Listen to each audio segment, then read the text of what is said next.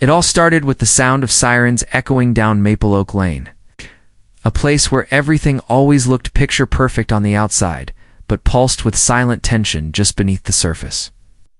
That afternoon, when the police cars pulled up in front of the Whitfield residence, neighbors peeked through blinds and whispered behind curtains, already suspecting something explosive was unfolding. The target wasn't a criminal, a runaway, or a delinquent teenager. It was Dr. Nathan Whitfield, respected, a pediatric surgeon who had just returned from a 36-hour shift at the hospital after performing an emergency operation on a child with a severe birth defect. He had saved the child's life. What he didn't know, as he parked his car and pulled his hospital bag out of the trunk, was that HOA president, Karen Delaney, had spent the last 24 hours orchestrating what she called a neighborhood safety intervention and filing a complaint that accused him of malicious medical malpractice against his own daughter, Lily. Karen, as always, hadn't waited for facts. She saw bruises on Lily's arms and overheard Nathan on the phone describing surgical complications. In her world, those dots connected to abuse, and she had already drawn her conclusion. When the officers approached Nathan on his driveway with questions about child endangerment and injury, he was stunned. Emily, his wife, rushed out of the house with Lily in her arms, wrapped in a soft blue blanket, surgical tape still visible on her neck. "What are you talking about?" "My husband operated on her to save her life," she shouted, her voice cracking with confusion and fear. Karen stood on her porch across the street, arms folded, a smug sense of righteousness on her face, convinced that her actions were heroic. The officers, bound by the complaint, had no choice but to inspect the house, question Nathan, and begin the humiliating process of a child welfare check. The neighborhood watched in stunned silence as the police stepped inside with notepads and stern faces. Nathan tried to explain Lily had been born with a rare airway condition, and he, as the only qualified surgeon available, had to perform a tracheostomy in the emergency room. There had been no choice. There had been no error. Ow! There had only been urgency, precision, and love. But Karen had taken what she didn't understand and twisted it into an accusation. That night, as the officers finally left and Lily was cleared after medical documents were verified, Nathan sat on his living room floor, staring at his surgical credentials, wondering how doing the right thing could lead to this kind of punishment. Emily couldn't stop crying. Lily was too young to understand, but the neighborhood, and especially Karen, had already started spinning the narrative. The next morning, a flyer was taped to every mailbox on the block. "Are our children safe in Dr. Whitfield's hands?" Karen had printed them herself, she claimed. It was just a conversation starter. Nathan felt his world start to unravel. The hospital where he worked called and asked for a statement. The medical board reached out. A local news van showed up that evening and parked down the street. Nathan wasn't just being accused in his neighborhood. Karen was trying to destroy his name, his license, and his life. Knew then this wasn't just some nosy neighbor going too far. This was a targeted campaign, and it had only just begun. He decided he wouldn't take it silently. He began documenting every flyer, every time Karen walked by his home, filming with her phone. Every post she made in the community Facebook group that referred to him as a child butcher or suggested he experimented on his own daughter. The damage was spreading, and fast. Friends stopped replying. Invitations disappeared. A local school withdrew their interest in having Nathan speak at Career Day. But what Karen didn't know was that Nathan was gathering evidence, and he wasn't going to play by her rules anymore. This was no longer just about reputation. This was about protecting his family from a neighbor who believed she had the moral authority to call the cops on a doctor who had saved a life. This story isn't just about one Karen. It's about what happens when neighborhood power goes unchecked, when personal bias becomes a weapon, and when the people we trust to protect our communities become the ones who tear them down. With us through all 5 parts of this unbelievable true drama, to see just how far one woman will go to destroy a doctor and how he chooses to fight back. Subscribe to the Sham Stories YouTube channel so you don't miss a moment of what comes next, because what starts with a false 911 call ends with something much, much darker. What began as a grotesque misunderstanding was quickly spiraling into a calculated character assassination, and Nathan could feel the noose tightening with every new whisper, every sideways glance from his neighbors, and every angry comment on social media. Karen had turned her personal vendetta into a public campaign, positioning herself not just as a concerned neighbor, but as the self-declared guardian of community morality. She flooded the HOA message boards with exaggerated claims, screenshots taken out of context from Nathan's medical blogs, and anonymous testimonies from alleged patients.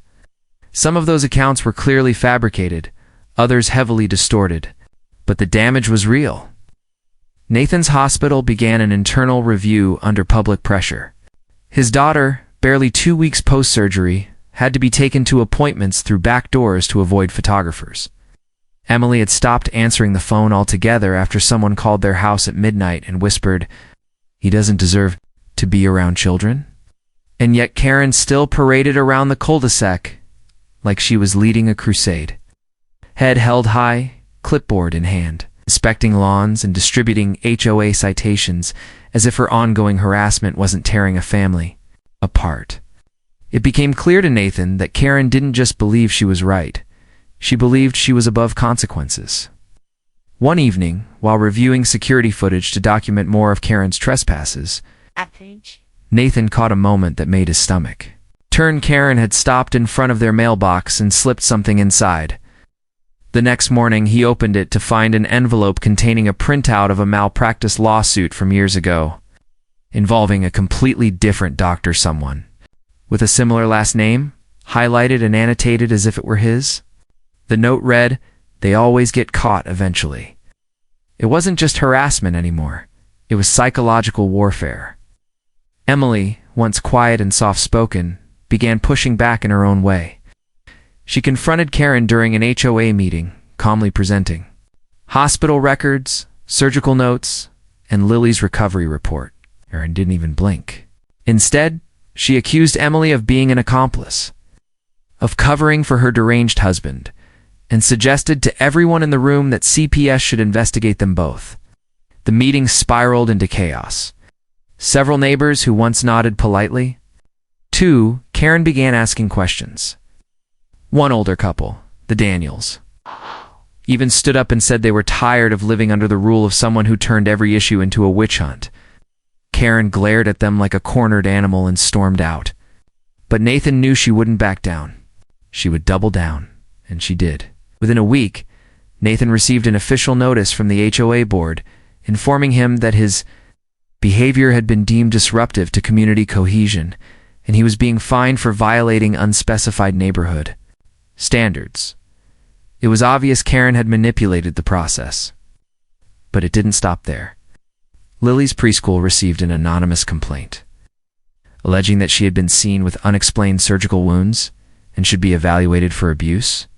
Emily broke down in tears when the school called her in. Despite presenting documentation, they were told that any future allegations would require mandatory reporting. The system that Nathan had dedicated his life to upholding was now being used against him. That's when he made his decision. He contacted a civil rights attorney not just to protect his license and his family, but to file a defamation lawsuit against Karen Delaney and the HOA board for enabling her campaign.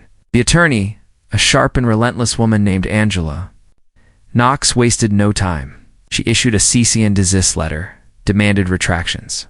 Anderson began collecting statements from any neighbor willing to talk. At first, most were hesitant. No one wanted to be Karen's next target. But then a breakthrough came. A former board member who had quietly resigned months earlier contacted Angela with copies of internal HOA communications. What they showed was shocking. Karen had been pushing policies that allowed her unilateral authority on community conduct enforcement. She had voted on fines she imposed. She had altered meeting minutes, and she had done it all under the radar, using legal jargon and intimidation to keep everyone quiet. Nathan finally had leverage. The documents paired with the footage, harassment letters, and false CPS complaint were enough to move the lawsuit forward. But the road ahead would be brutal. Karen began framing herself as a victim, claiming Nathan was retaliating against her for speaking out. She hosted a neighborhood safety rally, complete with local press, where she tearfully described her fears for the children. She never named Nathan directly, but she didn't need to. Everyone knew who she meant. The pressure cooker was boiling over, and Nathan knew the next move would either bring justice or destroy everything. But he wasn't giving up, not now, not while his name was still being dragged through the mud by someone who had never stepped foot in a hospital, never faced a life or death decision, never felt the weight of a child's life in her hands. He had saved his daughter's life. He would save his family's future, even if he had to rip the rotten roots of Karen's HOA out of the ground to do it. Nathan knew Karen was wounded by the growing cracks in her support, but she was far from done. In fact, she escalated. The lawsuit triggered a disturbing reaction from her. She started filing her own retaliatory legal motions. She accused Nathan of harassment, of stalking her property, and even filed for a restraining order, citing made-up incidents where she claimed he had threatened her. The court date for her fabricated claims was set barely 2 weeks out, which meant that while preparing for his own legal defense and managing a full-time job at the hospital, Nathan now had to fight to prove he hadn't done something he never even imagined doing. But the worst part wasn't the legal threat, was how her lies started catching traction with a small group of radical HOA loyalists she had groomed over the past year. These weren't just neighbors with a mild bias. These were full-blown Karen supporters who had bought into her vision of an idealized, rule-obsessed neighborhood. They started patrolling the streets, walking by Nathan's house at all hours, sometimes filming with their phones, sometimes simply standing in silence and staring at the windows like ghosts from a dystopian play. Emily called the police twice, but each time the officers claimed there was no law against someone walking on public sidewalks. Lily began waking up in the middle of the night screaming, her subconscious picking up on the tension around her. Nathan started parking his car in a neighbor's garage and entering through the back fence just to avoid being filmed. Oh, the weight of every day was starting to crush them.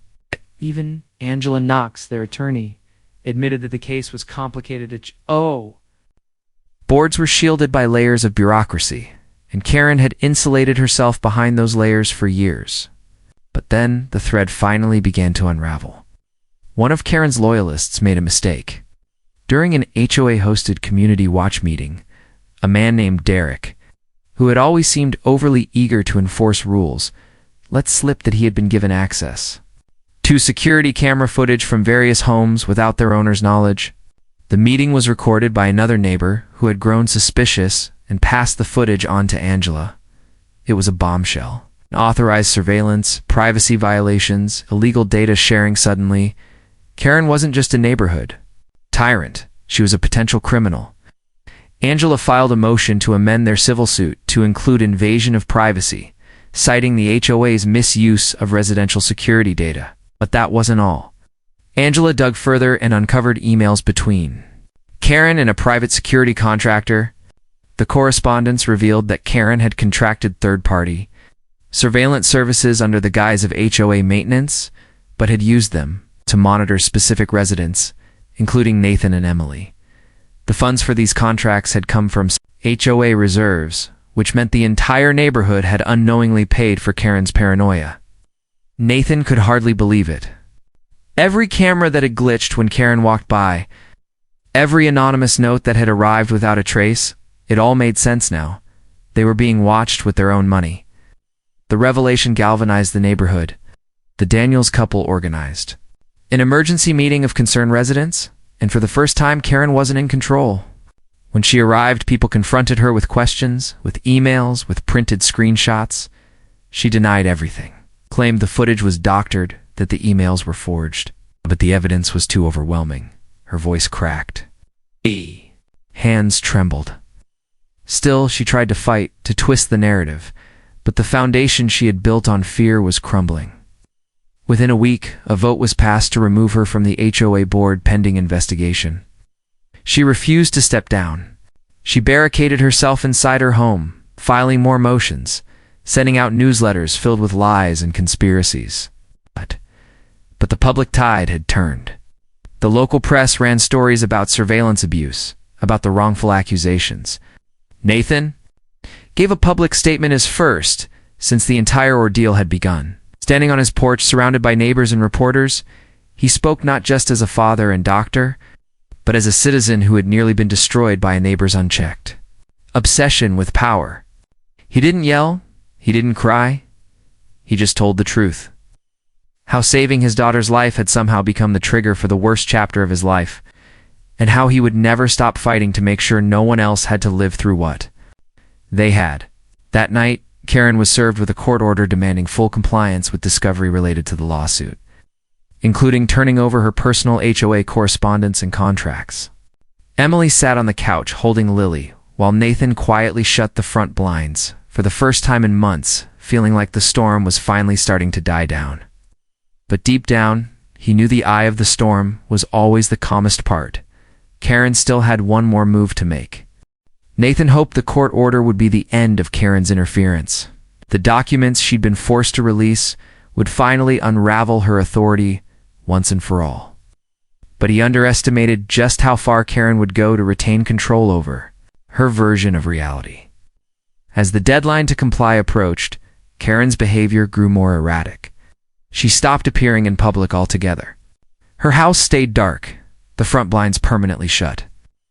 But vehicles Nathan didn't recognize began showing up late at night and parking for hours in her driveway before disappearing again. One morning, Nathan found a dead bird placed carefully on his windshield, its wings folded inward, like a symbol, a warning. Emily screamed when she saw it, and Lily cried for an hour after sensing the terror her mother tried so hard to mask. Nathan took a photo and called Angela, who forwarded the image directly to the court. Karen, despite the growing pressure, still hadn't turned over the full scope of documents required by discovery. Instead, she claimed her computer had been stolen, a break-in with no signs of forced entry, conveniently occurring 2 nights before her deadline.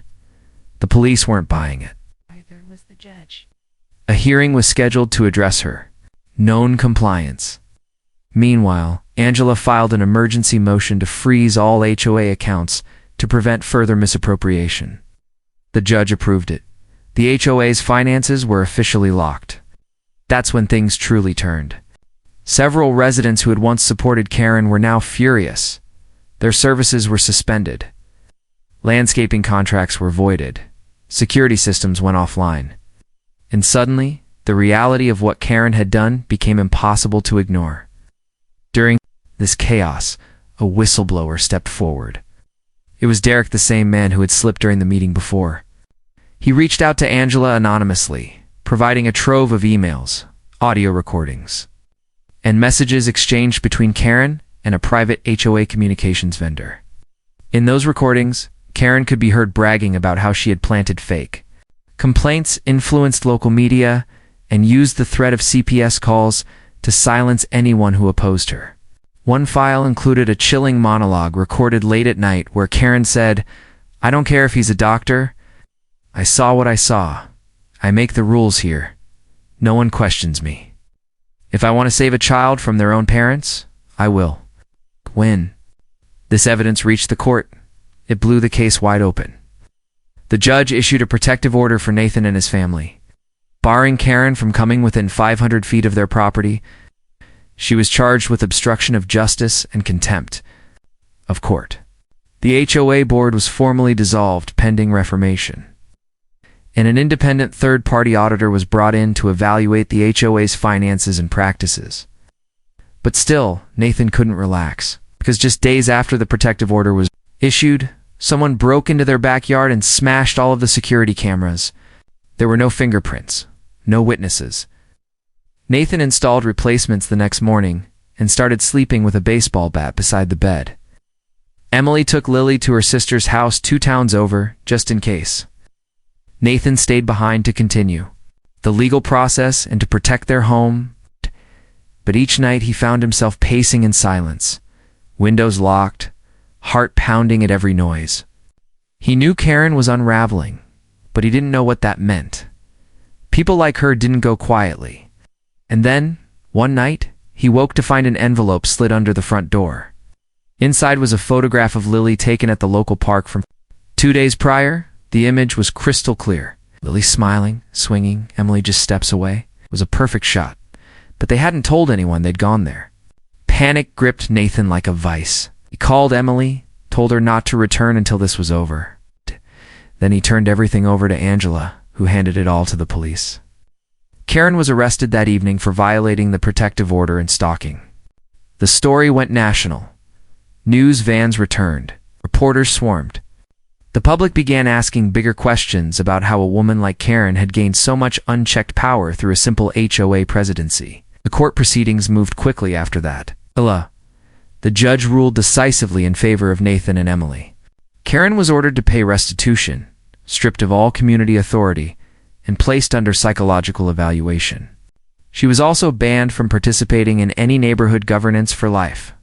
Nathan was granted a public apology from the HOA's legal successors, and a formal statement was released, clearing him of all accusations. Oh.